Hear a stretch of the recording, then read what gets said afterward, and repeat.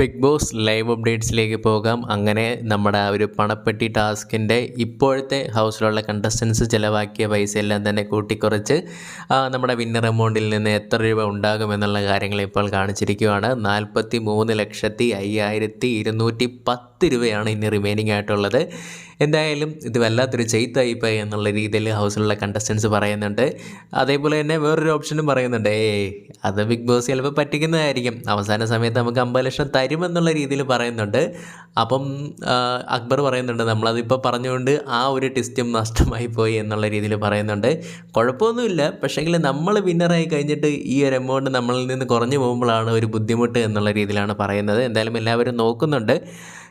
Around ഒരു 7 ലക്ഷം അടുത്ത് നഷ്ടമായിട്ടുണ്ട് ഇപ്പോൾ തന്നെ. ഇനിയും ചിലപ്പോൾ ടാസ്കുകൾ ഉണ്ടാകാനുള്ള സാധ്യതയുണ്ട്, കാരണം സമയം ഇത്രയല്ലേ ആയുള്ളൂ. അപ്പോൾ ഇന്ന് വേറൊരു ടാസ്കും കൂടെ നമുക്ക് എക്സ്പെക്റ്റ് ചെയ്യാം. അപ്പോൾ അങ്ങനെയാണെങ്കിൽ ഒരു പണി തന്നെയാണ് മത്സരാർത്ഥികൾക്ക് കിട്ടിയിട്ടുള്ളത്. ഇതാണ് റിമൈനിങ് ആയിട്ടുള്ളൊരു എമൗണ്ട് എന്ന് പറയുന്നത്.